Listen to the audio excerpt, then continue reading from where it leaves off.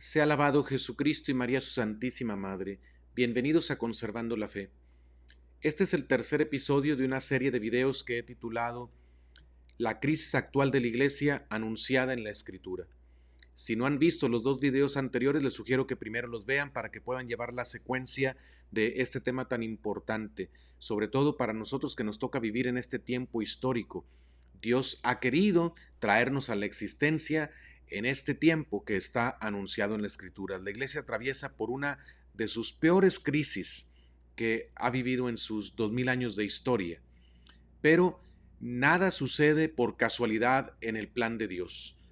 Todo se encamina a la victoria definitiva de Dios sobre el mal, al reino definitivo de Jesucristo, nuestro Dios y Señor.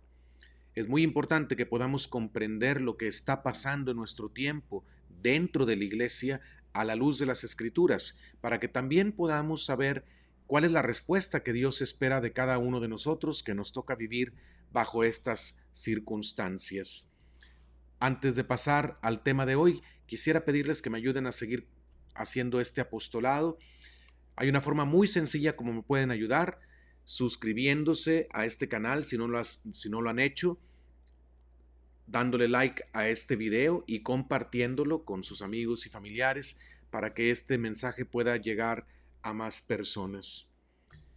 Pues vamos a pasar al tema del que les he hablado, la crisis actual de la Iglesia anunciada en la Escritura, y estamos en el tercer episodio de este tema.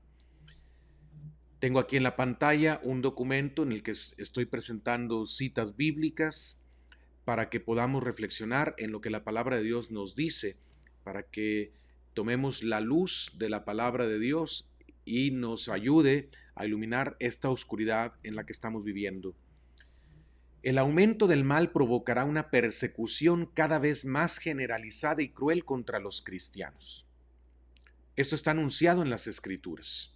Hay pasajes que ya leí en los videos anteriores, por eso vuelvo a invitarlos a ver los dos episodios anteriores si no los han visto hasta el momento. Pero está aquí el pasaje de 2 de Timoteo, capítulo 3, versículos 12 y 13. Dice lo siguiente: y en verdad todos los que quieren vivir piadosamente en Cristo Jesús serán perseguidos.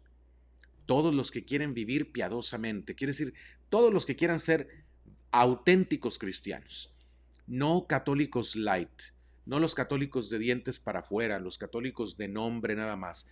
Esos no tienen que preocuparse de nada. Pero los que quieren vivir piadosamente en Cristo Jesús, es decir, los que quieren conservar la fe, la doctrina de Jesucristo y quieren ponerla en práctica en su vida, los que quieren anunciar con su palabra y con su modo de vivir esa fe que tienen en Jesús, serán perseguidos. Pero los hombres malos e impostores irán de mal en peor, engañando y siendo engañados.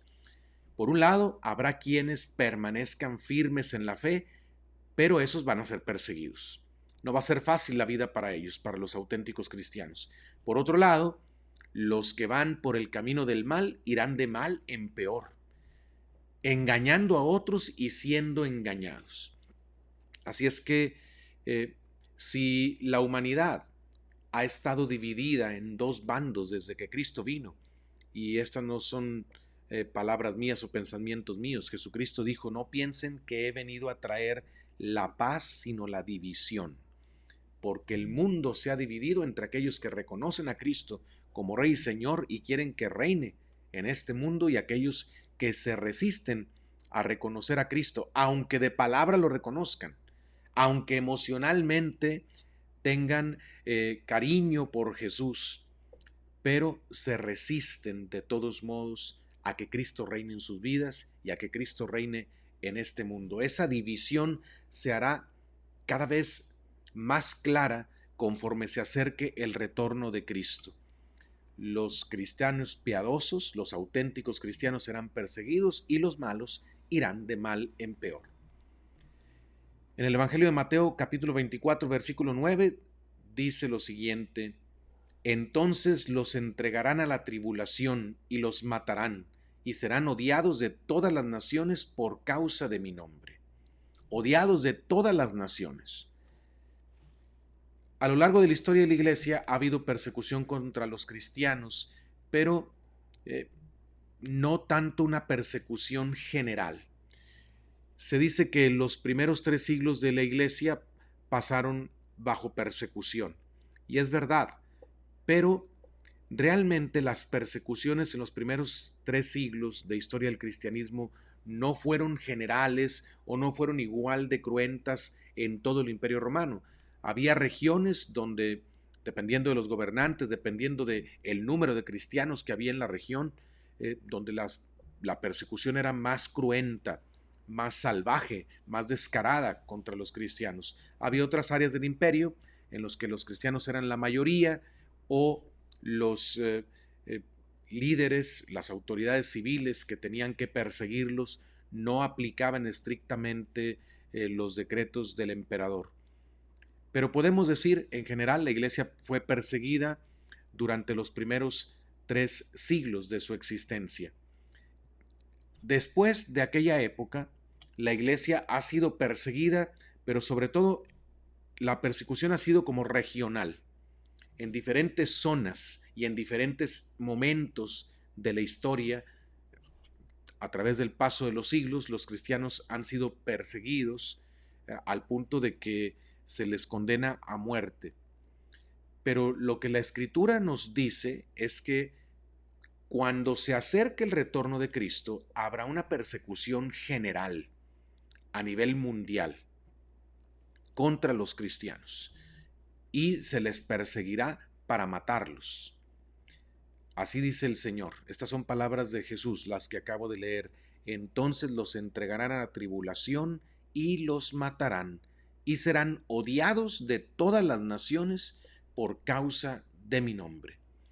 Así es que podemos esperar que próximamente aumente el odio generalizado contra los cristianos y no sea un odio que se dé solamente en ciertas partes del mundo, sino que llegará a ser general. Esto va a suceder paulatinamente, no de la noche a la mañana. Por eso hemos de estar muy atentos a lo que sucede en el mundo, a la persecución que se va dando contra los cristianos en diferentes zonas. A veces es una persecución sangrienta, porque se les persigue para matarlos. En otros lugares tenemos una persecución ideológica, cultural, una persecución en el orden de las ideas. La cultura en la que estamos viviendo ha dejado de ser cristiana y ahora la moral de los cristianos, la doctrina de los cristianos, los valores de los cristianos son ridiculizados, son despreciados, son rechazados por el mundo. Si alguien cree lo que los cristianos de siempre han creído, se le considera un cuadrado, una persona cerrada, de mente cerrada, alguien que no está abierto a nuevos conocimientos, alguien que se quiere quedar atrás en el pasado, que no evoluciona con el resto de la humanidad. Y así viene un señalamiento ideológico, hay un cierto rechazo, hay gente que tal vez pierde el trabajo por sus convicciones cristianas, hay gente que pierde amigos, pero este fenómeno se está haciendo cada vez más general y la batalla que libran aquellos que no quieren la doctrina de Cristo contra los cristianos en el ambiente de la cultura es cada vez más descarada. Hay que poner mucha atención a lo que pasa en los próximos años en nuestro contexto y en el mundo en general. Luego vamos a hablar de el misterio de la iniquidad. Esta es una expresión que aparece en la Sagrada Escritura. Voy a leer este pasaje que es, como pueden ver allí, de la segunda carta de Pablo a los Tesalonicenses, capítulo 2, versículos del 1 al 12. Dice así: Pero con respecto a la venida de nuestro Señor Jesucristo y a nuestra reunión con Él, les rogamos, hermanos, que no sean sacudidos fácilmente en su modo de pensar, ni se alarmen, ni por espíritu, ni por palabra, ni por carta, como si fuera de nosotros, en el sentido de que el día del Señor ha llegado. Había algunos que pensaban que ya era inminente el día del Señor, el retorno de Cristo. Y San Pablo quiere acabar con esas ideas y dice, no, no es ahorita, no es en este momento, tranquilos. Por eso dice, no se alarmen ni por palabra ni una supuesta carta que viene de nosotros. Que nadie los engañe en ninguna manera, porque no vendrá ese día del Señor, ese retorno de Cristo, no vendrá sin que primero venga la apostasía y sea revelado el hombre de pecado, el hijo de perdición, el cual se opone y se exalta sobre todo lo que se llama Dios o es objeto de culto, de manera que se sienta en el templo de Dios presentándose como si fuera Dios. Aquí se nos da un signo, uno de los signos más importantes para que los cristianos podamos saber cuándo el retorno del Señor está cerca. Primero tiene que venir la apostasía. ¿Y qué es la apostasía? La apostasía es la renuncia a la fe. Un hereje es el que niega una o varias verdades o dogmas de fe católicos. La herejía consiste en eso, la negación de una verdad de fe o de varias verdades. Pero el apóstata rechaza toda la fe. Es el que deja de ser cristiano, el que renuncia a Cristo. Ese es el apóstata. No puede haber apostasía si primero no hay cristianismo, por lo tanto. Por eso primero tenía que venir un tiempo en que el evangelio fuera predicado en todas las naciones. Tenía que llegar un tiempo en el que el cristianismo se expandiera por el mundo. En la Edad Media surge la cristiandad, lo que conocemos como Europa en nuestro tiempo, parte de África también, parte del Medio Oriente.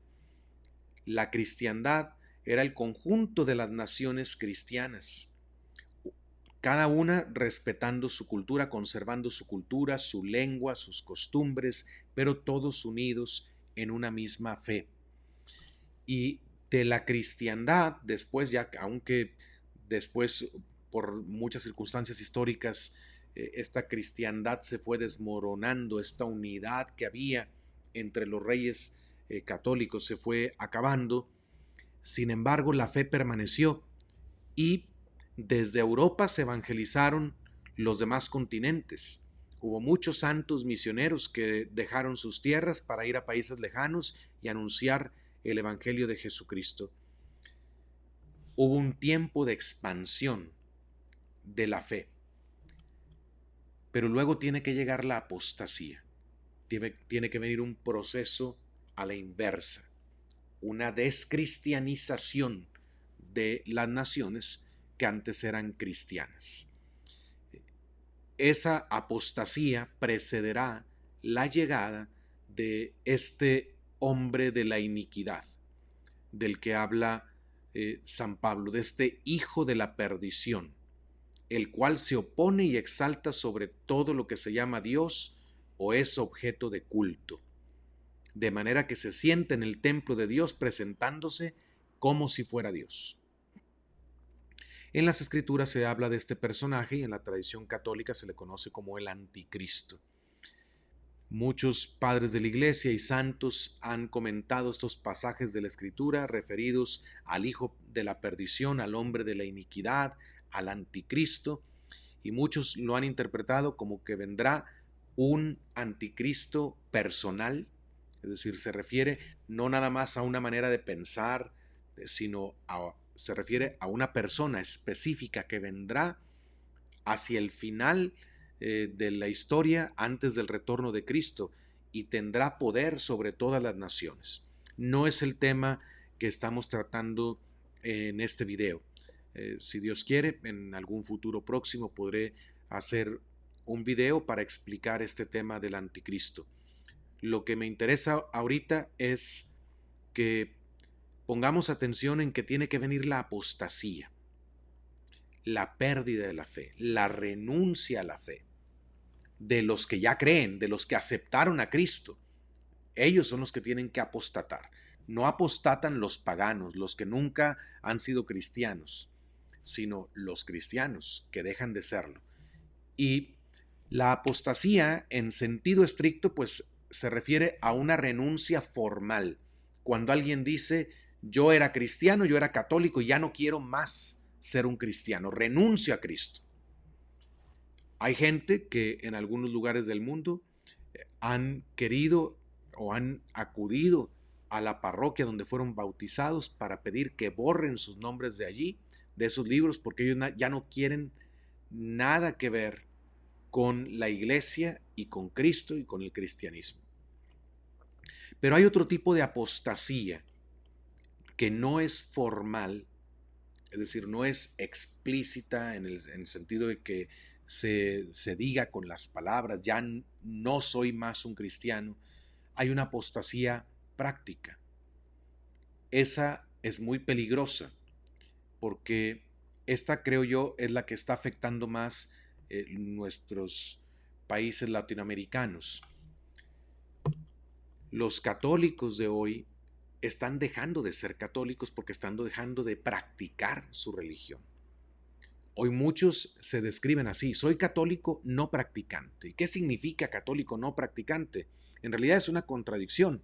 No se puede ser católico sin practicar la fe, porque Jesucristo no solo nos pide creer verdades, nos pide vivir.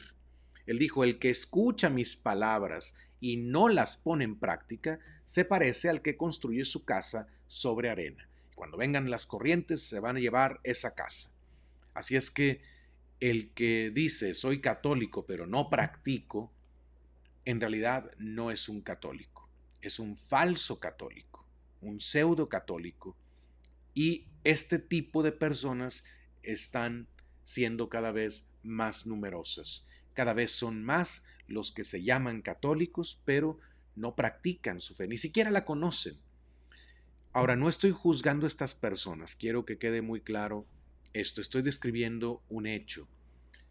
Hay personas que pueden ser católicos de nombre y no es que sean culpables, es que en su familia ya habían perdido la fe y lo que les transmitieron es en realidad una caricatura de la fe católica.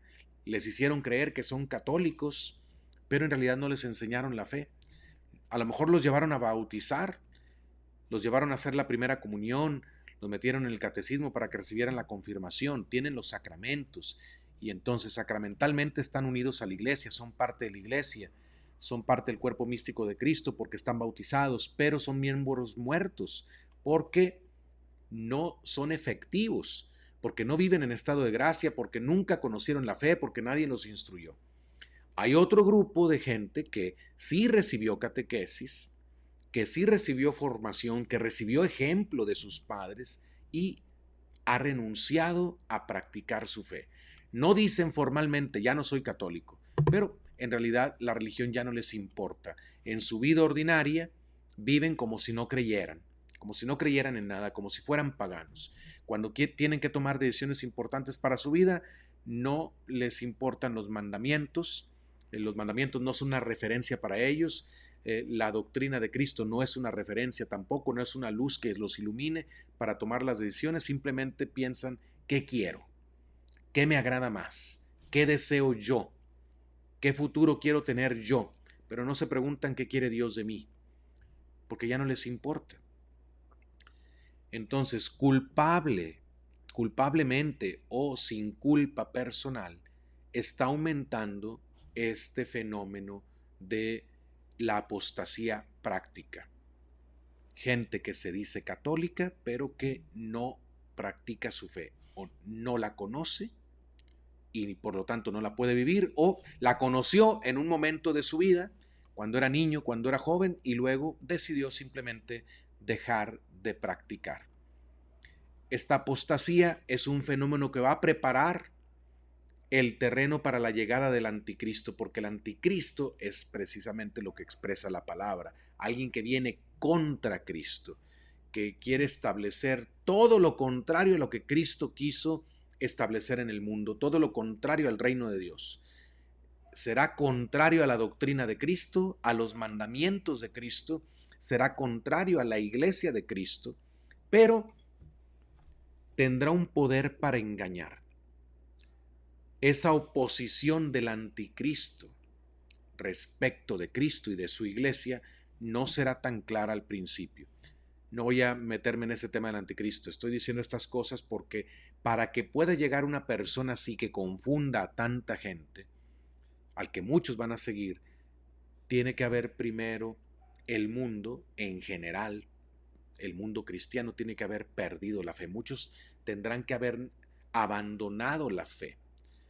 Tendrán que haber dejado de estudiar las escrituras, de instruirse en la doctrina sagrada, en la doctrina católica, tendrán que haber dejado de vivir según los mandamientos de Dios, porque sólo así se podrá aceptar al anticristo. Si el anticristo llegara en un tiempo en que el catolicismo está muy fuerte, pues nadie le haría caso, o todos se opondrían a él. Pero no se van a oponer a él porque cuando venga habrá precedido su llegada la apostasía, la gran apostasía. Hoy vemos cómo las naciones que antes eran cristianas, abiertamente católicas, hoy tienen lo que se llaman estados laicos. Y no solamente el Estado es laico, sino también la sociedad en todas sus expresiones está siendo laica, se está laicizando en la cultura. Ya no se menciona a Dios, ni en la economía, ni en la política, ni en la educación, ni en las ciencias, ni en las artes. Ya no se hace referencia a las verdades de la fe. Ese es producto de la apostasía de muchos. Las naciones cristianas, las culturas cristianas están perdiendo su raíz, están perdiendo el evangelio. Lo tuvieron y ahora lo están abandonando, lo están despreciando, se están burlando de lo que creyeron sus antepasados. Por eso es muy importante poner atención a este signo de los tiempos que es la apostasía. Hay que ver qué sucede en el futuro. No parece que ahora vaya a tener vuelta para atrás. Cada vez es más común este fenómeno, gente que fue católica deja de practicar. Y eso se ve en las familias. En todas las familias de católicos hay gente que no practica la fe, que ya vive en un modo de vida que contradice los mandamientos, gente que ya no quiere saber nada de Dios. Y sobre todo este fenómeno se puede ver de una generación a otra, cómo se va perdiendo la fe. Yo creo que en todas las familias se puede ver que los abuelos de la familia son más religiosos, más católicos. Luego los hijos, que son los papás de los nietos, son menos católicos. Y a veces en algunas familias los nietos ya ni católicos son. No quieren, aún desde niños, se está dando este fenómeno ahorita, los niños ya no quieren ir a la iglesia. Y hay familias en las que los padres ya renunciaron totalmente a su deber de educar los hijos en la fe y ya les ganaron los hijos la batalla. Aún están en primaria y dicen, ya no puedo, padre, ya no puedo traer a mi hijo a la misa porque no se dejan. Y apenas están en primaria. Están derrotados como padres en educación de sus hijos. Pero esto es por la descristianización que está habiendo en la cultura, pero no habría descristianización en la cultura si no hubiera individuos que dejan de practicar la fe y luego promueven ese laicismo, esa secularización. Vamos a volver al texto que estamos leyendo. ¿No se acuerdan de que cuando yo estaba todavía con ustedes les decía esto? Y ustedes saben lo que lo detiene por ahora, para ser revelado a su debido tiempo, porque el misterio de la iniquidad ya está en acción, solo que aquel que por ahora lo detiene, lo hará hasta que él mismo sea quitado de en medio. Aquí está un pasaje misterioso de la Escritura en el que tampoco voy a profundizar porque no es el tema de este video. Ahorita estamos concentrándonos en textos de la Biblia que nos ayudan a entender la crisis que estamos enfrentando. Pero antes de que se manifieste el anticristo y con él el misterio de la iniquidad, tiene que suceder primero que algo que lo detiene, dice la Escritura, o alguien, porque primero la Biblia dice en este pasaje, voy a regresarme para que podamos ver la cita.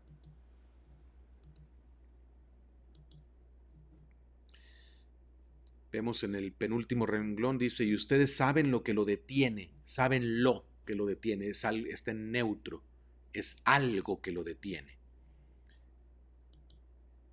Y luego, enseguida, más adelante dice, porque el misterio de la iniquidad ya está en acción, solo que aquel que por ahora lo detiene, aquí se refiere a una persona, a algo que detiene la manifestación de ese hijo de la iniquidad, de ese hijo de la perdición, que va a develar el misterio de la iniquidad. Hay algo que lo detiene y hay alguien que lo detiene, pero ese algo, ese alguien serán removidos y entonces se manifestará este hijo de la perdición. Pero quiero concentrarme en el tema del misterio de la iniquidad. La palabra misterio en San Pablo tiene un significado especial. Misterio, él se refiere a un proyecto de Dios, que es un proyecto bueno, que Dios se guardó para sí, que Dios tenía oculto, que fue preparando a lo largo de los siglos y que cuando consideró que llegaba el momento oportuno, quiso revelar ese proyecto que tenía. Y él lo refiere a la encarnación de su Hijo y lo refiere a la redención, a nuestra salvación por la muerte de su Hijo en la cruz. Dios tenía un plan. El misterio es ese plan que Dios tenía desde toda la eternidad, obviamente, porque Dios no tiene ocurrencias de última hora. Pero especialmente después de la caída de nuestros primeros padres, de Adán y Eva, Dios ya tenía el plan para la redención del hombre. Él ya sabía que iba a enviar a su Hijo al mundo, que su Hijo se iba a encarnar para salvarnos, que iba a dar su vida por nosotros. Pero no se lo reveló al hombre desde el principio, se lo guardó y fue preparando el camino poco a poco. Dios es un excelente pedagogo, fue enseñándole al hombre poco a poco la doctrina que él quería enseñarle, fue su plan de salvación, y le anticipó en el Antiguo Testamento que algo grande haría en el futuro, pero no le dijo qué. Hasta que vino la plenitud de los tiempos, Dios manifestó ese misterio, ese proyecto que él se tenía guardado, enviando a su Hijo a la tierra para que habitar entre nosotros. Y nosotros, como dice San Juan, hemos visto su gloria. San Juan dice en su prólogo, el Verbo se hizo carne y habitó entre nosotros y hemos visto su gloria. Entonces Dios revela su misterio, que en el caso de Dios, pues ese plan, ese proyecto es bueno, es un proyecto salvífico, es algo que le conviene al hombre. Así es como San Pablo entiende en sus cartas, en su teología, la palabra misterio, así es como la usa. Hay un misterio bueno, un proyecto bueno, que es el proyecto de Dios para el hombre, que fue escondido, pero llegó un momento en que se manifestó en plenitud, se derramó la gracia sobre nosotros.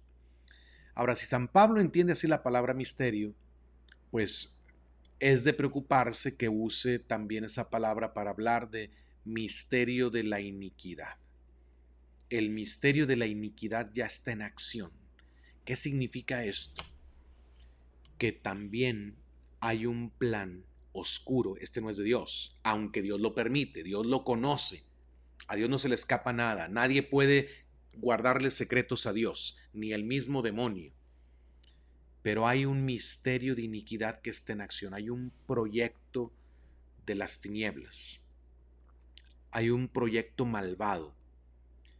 que no es para el bien del hombre, sino para el mal del hombre, para su perdición. Y ese misterio ya está en acción. Así como en el Antiguo Testamento, desde el Antiguo Testamento, el misterio de Dios, ese proyecto salvífico de Dios ya estaba en acción, porque se fue preparando poco a poco hasta que llegó la plenitud del tiempo. Así también, en este misterio de la iniquidad, hay un plan que ya se está poniendo en marcha, ya está en acción, pero todavía no se manifiesta en plenitud.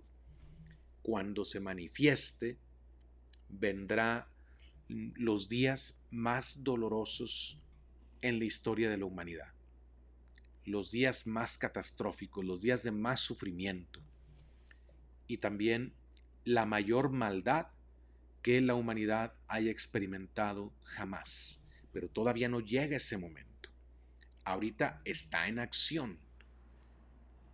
Así como se preparó la venida de Cristo, así también se va a preparar la venida del anticristo.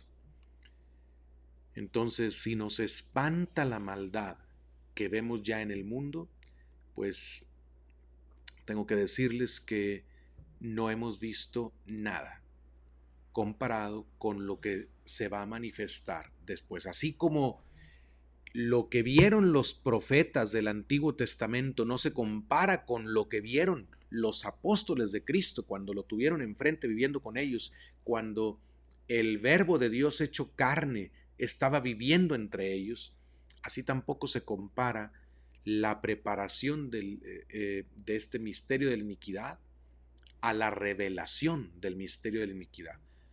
Esto sucederá cuando se manifieste el anticristo. No parece, es mi opinión, es la opinión de varios expertos a los que yo respeto mucho, que han estudiado este tema. No parece que el anticristo vaya a aparecer ahora en nuestro tiempo. Faltan por suceder otras cosas que están en las escrituras. No está todo preparado para que venga el anticristo, pero lo que sí tenemos que saber, ya desde tiempos de Pablo se nos dijo, el misterio de la iniquidad ya está en acción. Hay algo que lo detiene y hay alguien que lo detiene.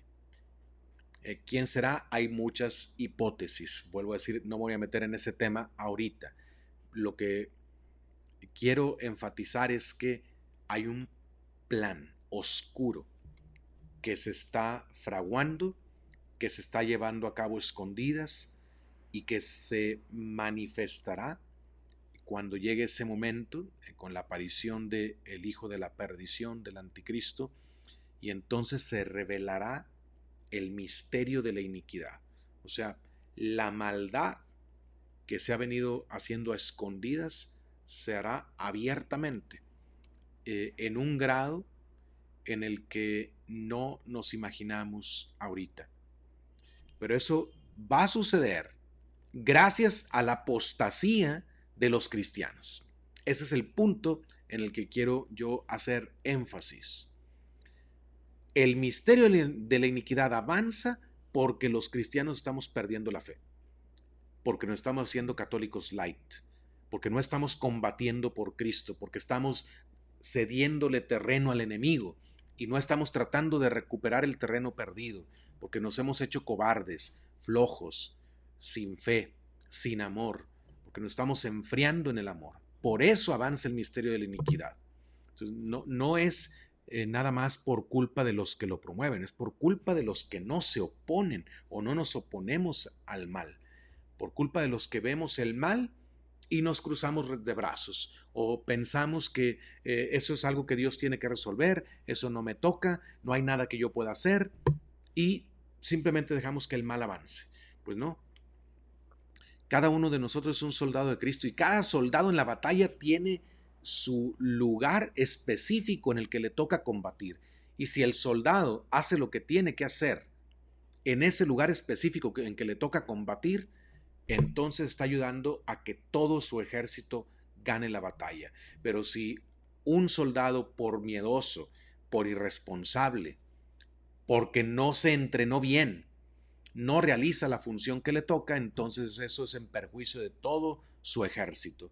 Y lo que está pasando, desgraciadamente, es que en el ejército de Jesucristo muchos soldados se están haciendo inútiles, porque son flojos, porque son egoístas, porque no quieren sacrificarse, porque son cobardes, porque no se entrenan para la batalla y entonces son vencidos en la batalla. El misterio de la iniquidad se va a revelar, va a venir una maldad como nunca la hemos visto, pero no va a venir de la noche a la mañana, va a ir aumentando poco a poco. Ese misterio de la iniquidad ya está en acción y lo que debe de preocuparnos más es que en nuestro tiempo el mal está siendo cada vez más descarado, cada vez más descarado, cada vez la maldad es en un grado mayor. Las cosas que espantaban a las generaciones de antaño ahora dan risa. El mal que espantaba a las generaciones de antaño, a nuestra generación le da risa. Eso ni siquiera lo veríamos como mal, aunque sí era. Pero comparado con las cosas que están pasando ahorita, con el grado de maldad que estamos viendo que hay. Por ejemplo, ¿qué maldad estamos viendo hoy en que no solamente se descuartizan los seres humanos en el vientre de su madre, sino que se venden las partes de esos bebés abortados? Son objeto de comercio. ¿En qué sociedad estamos viviendo? ¿Cómo estamos viendo, estamos presenciando en nuestro tiempo gente que es capaz de mutilar seres humanos también? No solo eso se da en el aborto, también se mata y se mutila, se tortura a seres humanos para ganar dinero o como venganza. Esto lo hace el crimen organizado. Y cada vez son más crueles las personas que están en estos ambientes. Y parece que no sacian su deseo de sangre, de violencia. Está aumentando el mal. Pero ¿por qué aumenta? Vuelvo a decir, porque los cristianos estamos perdiendo la fe. Hemos renunciado a Cristo. En la práctica, seguimos siendo católicos, pero no practicantes, y ese es el resultado. Un pueblo que no practica su fe es un pueblo que en realidad ya no es católico, y donde no reina Cristo, reina Satanás. No hay otra. Los hombres no estamos hechos para reinar nosotros, no. O nos sometemos al reino de Cristo o nos sometemos al reino del demonio. Pero no podemos tener un reino ni sin Cristo, ni sin Cristo y sin Satanás. No. A uno de los dos reinos vamos a pertenecer. Si no queremos a Cristo como nuestro rey, aunque no lo deseemos explícitamente, estamos escogiendo a Satanás como nuestro rey. Queremos un Estado laico, queremos una sociedad laica, equivale a decir sin Cristo. Bueno, estas son las consecuencias. Nuestra vida sin Cristo, nuestra familia sin Cristo, nuestros ambientes laborales sin Cristo, nuestras escuelas sin Cristo. Esto es lo que va a pasar. El mal va a avanzar. Los que promueven el reino de las tinieblas están felices con este tipo de católicos que hay en nuestro tiempo, porque les estamos dejando el paso libre. No tienen ninguna oposición. Ellos cada vez toman más fuerza en la sociedad y no hay nadie que se les oponga. Ese es un signo de los tiempos con el que debemos de tener cuidado. Y si no queremos que nos toque ver el tiempo del anticristo, si nos espanta eso, bueno, pues hay algo que puedes hacer. Combate el mal ya, combátelo ya, combate el mal en tu vida personal, en tu familia, si eres papá o mamá. Combate el mal en el espacio en el que tú desarrollas tu vida ordinaria, y así estás deteniendo por ahora, al menos en tu trinchera, en donde Dios te puso, estás tú siendo el que detiene el anticristo que vendrá. Pero cuando la religión católica esté tan débil, porque los católicos hayan abandonado la fe y sean mucho más los católicos que abandonaron la fe que los que la conservan, que los que la viven, entonces vendrá la revelación plena del misterio de la iniquidad. Voy a continuar.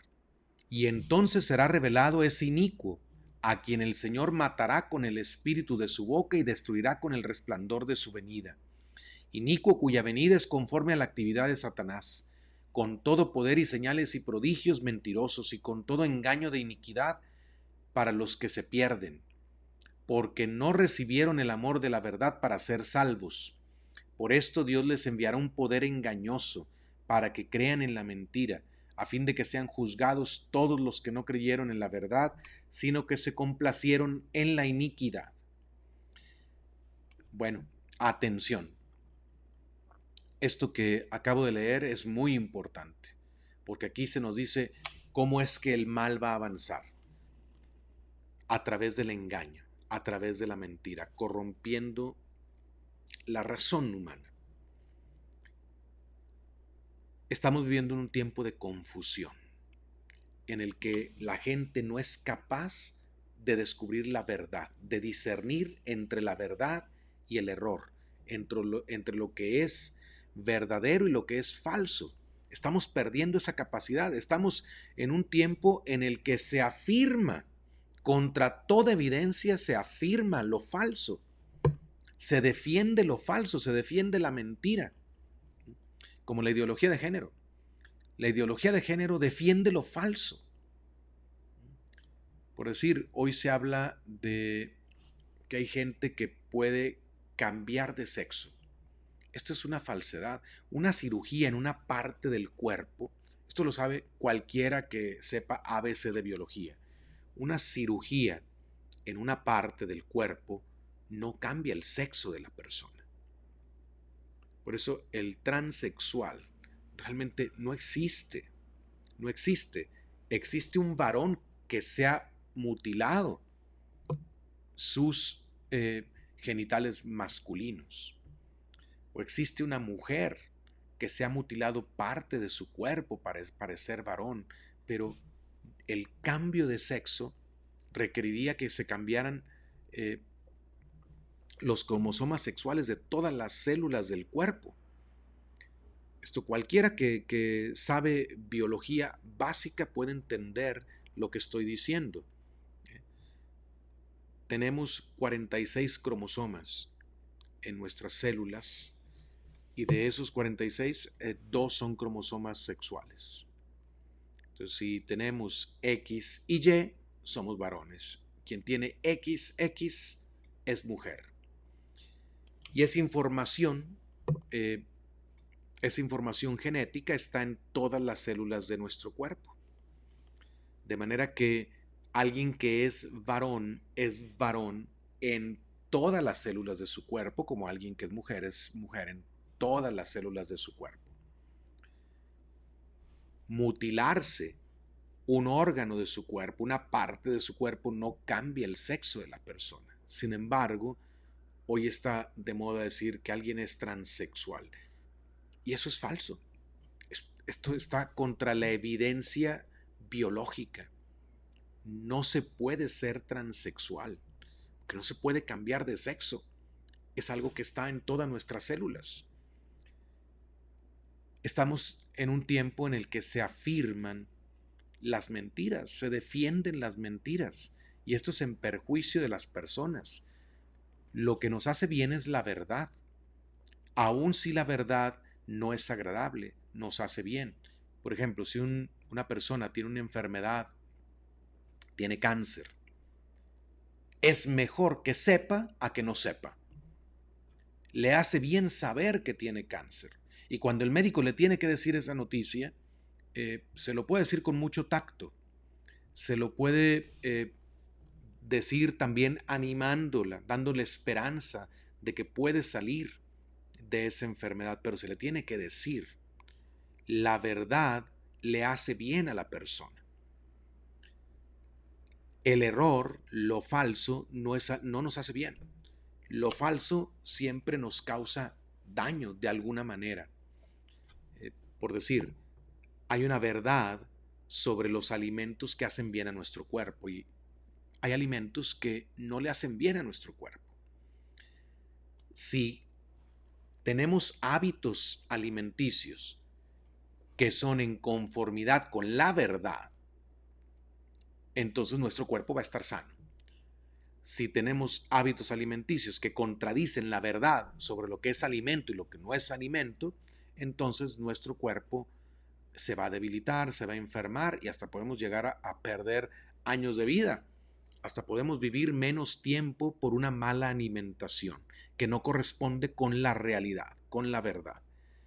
Para todo, la verdad es lo más importante.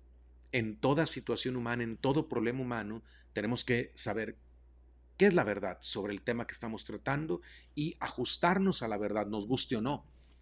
En la verdad siempre está nuestro bien. Por eso Jesucristo dijo, la verdad los hará libres. Pero aquí dice la Escritura que el anticristo conquistará a muchos porque vendrá con un poder de engañar. Señales y prodigios mentirosos y con todo engaño de iniquidad para los que se pierden, porque no recibieron el amor de la verdad para ser salvos. Miren, ¿quiénes van a ser más engañados por el anticristo, más fácilmente engañados? Los que no tuvieron amor a la verdad. Esa gente que no busca lo que es verdadero, que busca lo que le gusta, lo que quiere nada más, que quiere sentirse bien, nada más. Y sentirse bien en este momento, que vive según el principio de la vida es para gozarla. Entonces, cada decisión que toma, la toma basándose en qué me va a causar más placer ahorita inmediatamente o qué me va a evitar más el dolor. Y así, según este criterio, mucha gente toma sus decisiones. Siempre está buscando tener mayor placer y menos dolor. No se preocupa por las cuestiones morales. No le importa si es pecado o no es pecado. No, no, no. Si me hace sentir bien, eso es lo que yo quiero. Y Dios quiere que yo me sienta bien. Con eso se justifica. Esa gente no tiene amor a la verdad, ni busca la verdad, ni quiere la verdad. Simplemente quiere sentirse bien, aquí y ahora. Pero hay muchas cosas que son conformes con la verdad, que no nos hacen sentir bien aquí y ahora. Hay tratamientos médicos que no son agradables aquí y ahora, pero que a la larga nos van a procurar una vida mejor. Hay cosas que no es agradable hacer. Hay trabajos que son duros. Hay épocas en que hay que ahorrar para poder tener luego en el futuro con qué subsistir. Y así hay muchas experiencias de la vida que no son agradables de inmediato, pero que son conformes con la realidad. Y que si las hacemos puede ser que suframos por un momento, pero nos van a causar un gozo mayor en el futuro. Pero la gente que no tiene amor por la verdad no se preocupa por eso. Esa gente será engañada más fácilmente. Todos los que rechazan la doctrina de Cristo, que no les importa estudiar la doctrina de Jesucristo, no les importa conocer la verdad, no quieren formar su inteligencia, conformar su inteligencia con la sabiduría de Cristo, desprecian la verdad. Y entonces se van a ir detrás de fábulas, como dice otro pasaje de la Escritura que hemos leído. Por esto Dios les enviará un poder engañoso para que crean en la mentira. Fíjense bien, Dios va a castigar a esta gente que no amó la verdad, que no buscó la verdad cuando podía, y luego Dios todavía les va a mandar un poder engañoso. Para que crean en la mentira, a fin de que sean juzgados todos los que no creyeron en la verdad, sino que se complacieron en la iniquidad. Ahí está el punto de por qué mucha gente no quiere la verdad, porque quiere la iniquidad, quiere vivir mal.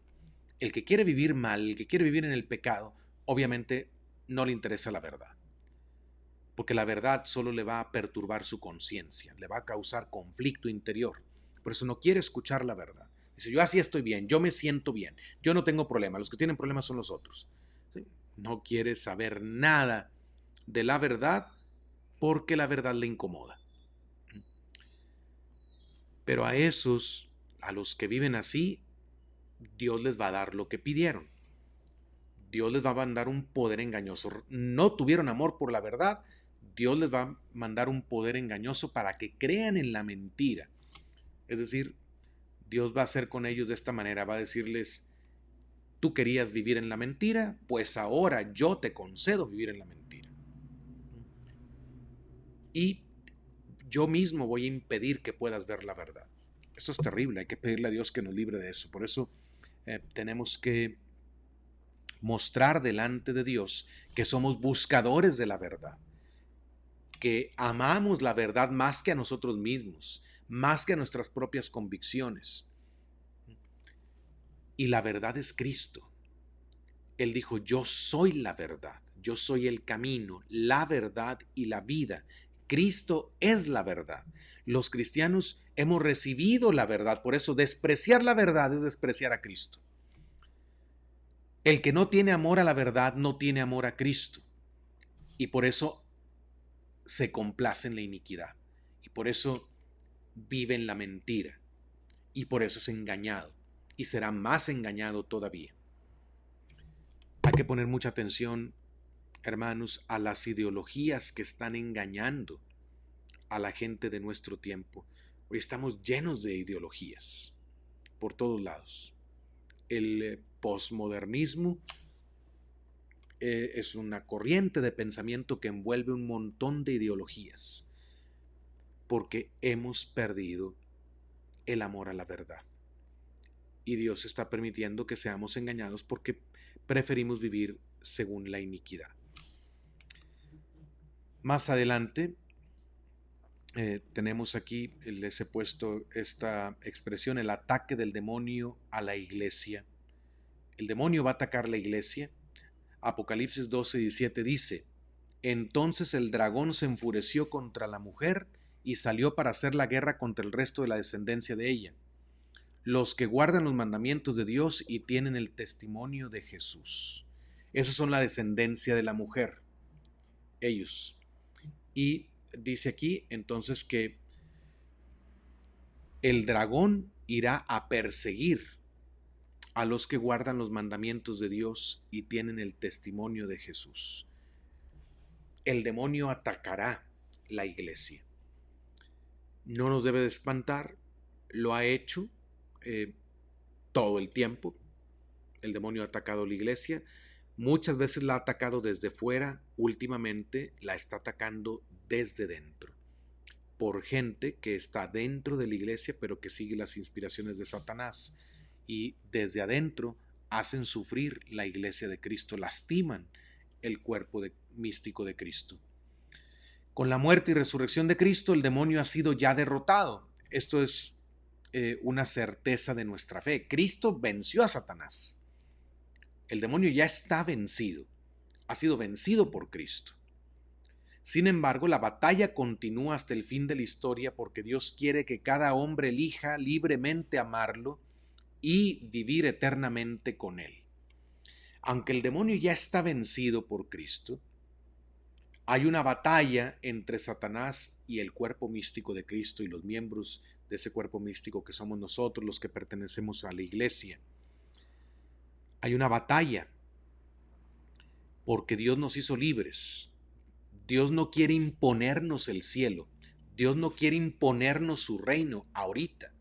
Él nos da la oportunidad de elegir. Por eso le permite al demonio tentarnos, para que nosotros tomemos una libre decisión de amarlo a Él sobre todas las cosas y de entrar en su reino. Esto incluye la posibilidad de decirle a Dios, no quiero estar en tu reino, pero eso significa estar en el reino de las tinieblas. Toda la historia de la iglesia ha estado marcada por el ataque de Satanás. Esto lo podemos ver si estudiamos historia de la iglesia. Siempre ha habido ataques diabólicos al cuerpo místico de Cristo. Detrás de las persecuciones, las guerras, Contra la iglesia, las herejías y cismas, está el demonio que constantemente ataca a la iglesia porque odia la descendencia de la mujer. La mujer es María, la Virgen María. Ella es la nueva Eva.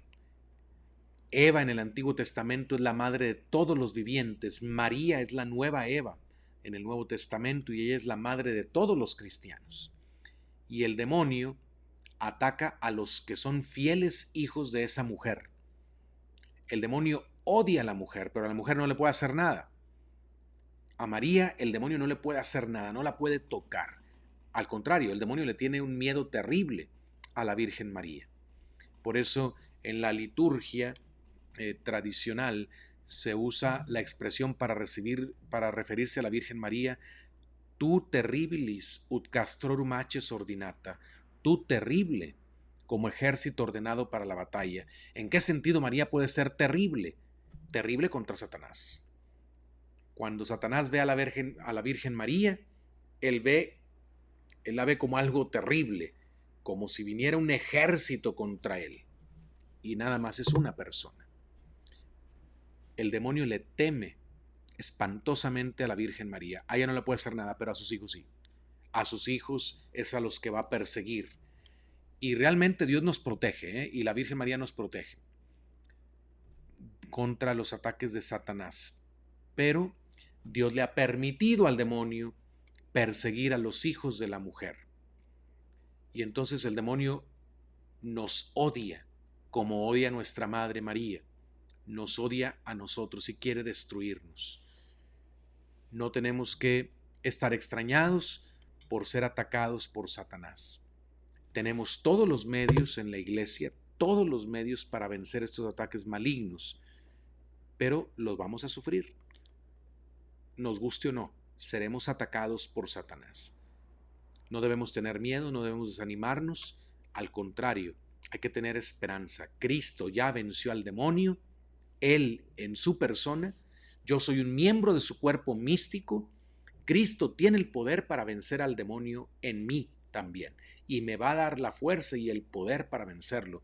Y tengo la asistencia de la Virgen María, tengo la asistencia de los sacramentos, tengo todas las asistencias espirituales que la Madre Iglesia me ofrece para vencer a Satanás. Por eso no debo de tener ningún miedo al demonio, pero tampoco debo de ser ingenuo pensando que el demonio no existe, pensando que el demonio no me va a atacar, o creyendo que el demonio realmente no me va a hacer nada. Esos son cuentos que inventó la iglesia en el pasado para tener asustada a la gente. Así hay católicos que piensan esto que estoy diciendo. Están muy equivocados. Además, porque sabe el demonio que solo la iglesia tiene los medios para derrotarlo a él e impedirle que se lleve más almas al infierno. Por eso el demonio ataca a la iglesia, porque el demonio sabe que la iglesia tiene todos los medios para vencerlo, porque tiene todo el poder de Cristo. La iglesia es la esposa de Cristo, es el cuerpo místico de Cristo. Por eso el demonio ataca a su principal enemigo aquí en la tierra, que es la iglesia. Su único verdadero enemigo aquí en la tierra es la iglesia, y la iglesia católica, la única iglesia que fundó Cristo. Porque el demonio sabe que ese es el enemigo al que tiene que vencer, la iglesia. Si vence la iglesia, toda la humanidad estará en sus manos nuevamente como estaba antes de que viniera nuestro Señor, nuestro Salvador, antes de la redención.